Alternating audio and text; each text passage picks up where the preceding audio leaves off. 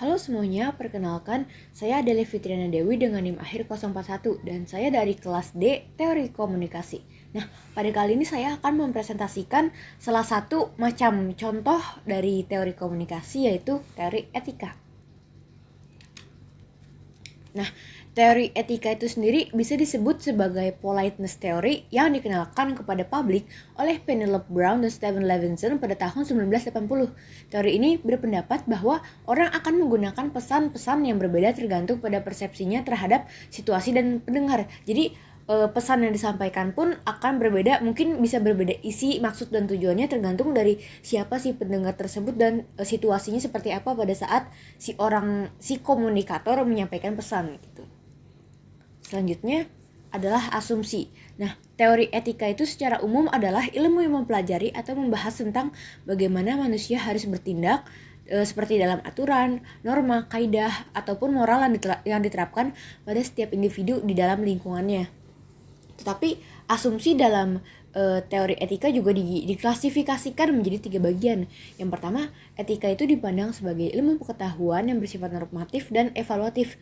Yang kedua, etika dipandang sebagai cabang filsafat yang khusus membicarakan tentang nilai baik dan buruk dari perilaku manusia.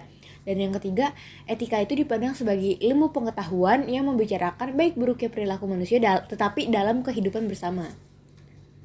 Selanjutnya, ada beberapa macam etika. Yang pertama ada etika deskriptif dan juga etika normatif. Nah, etika deskriptif itu adalah etika yang mempelajari secara kritis dan rasional tentang sikap dan perilaku manusia. Jadi kayak kenapa manusia harus bersikap seperti ini, kenapa manusia harus bertindak seperti ini, seperti itu. Dan yang selanjutnya, yang kedua itu ada etika normatif, yaitu etika yang menetapkan berbagai sikap dan perilaku yang ideal yang seharusnya dimiliki oleh manusia, seperti itu. Selanjutnya, selain itu juga etika juga dibagi secara umum ada 2, yaitu ada etika umum dan etika khusus. Etika umum itu adalah kondisi-kondisi dasar manusia dalam bertindak secara etis yang menjadi tolak ukur dalam menilai baik atau buruknya suatu tindakan.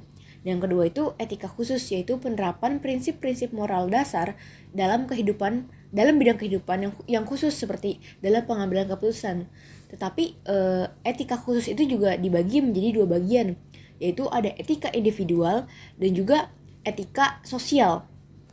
Etika individual itu adalah etika yang menyangkut kewajiban dan sikap manusia terhadap dirinya sendiri. Jadi ada dimana kewajiban dimana manusia harus memprioritaskan kepentingannya diri sendiri baru kepentingan orang lain. Dan etika sosial itu adalah etika yang berbicara mengenai kewajiban, sikap, dan pola perilaku manusia sebagai anggota umat manusia. Kayak di dalam lingkungan manusia itu kan bersosialisasi, dan di dalam bersosialisasi itu pastinya harus ada rasa sopan, saling menghargai antar sesama, seperti itu. Selanjutnya itu ada prinsip-prinsip etika. Yang pertama ada autonomi, berbuat baik, keadilan, tidak merugikan, kebenaran atau kejujuran, dan menepati janji. Etika itu, ini semua tuh termasuk dalam etika, dan itu bisa disebut sebagai etika gitu. Nah, di sini ada contoh kasus dalam teori etika, yaitu waktu itu ada kejadian di sebuah minimarket, ada di antrian kasir gitu. Jadi ada orang kan sedang panjang gitu kan antriannya, dan orang-orang terlihat tertib untuk mengantri dan untuk membayar ke kasir. Tetapi tiba-tiba ada orang yang menyelak antrian dan memasang muka kayak seperti tidak peduli dengan keadaan sekitarnya. Orang yang diselak pun tidak berani dan tidak mau menegurnya karena dia tidak mau membuat keributan. Tetapi saat orang yang menyelak sampai di depan kasirnya tersebut yang menegurnya secara langsung. Jadi orang menyelak tersebut disuruh pindah ke antrian yang paling belakang lagi. Harus antri sesuai antrian, tidak boleh menyerobot.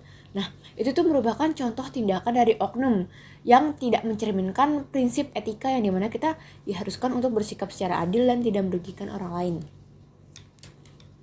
Nah, sekian presentasi dari saya, kurang lebihnya mohon maaf. Terima kasih.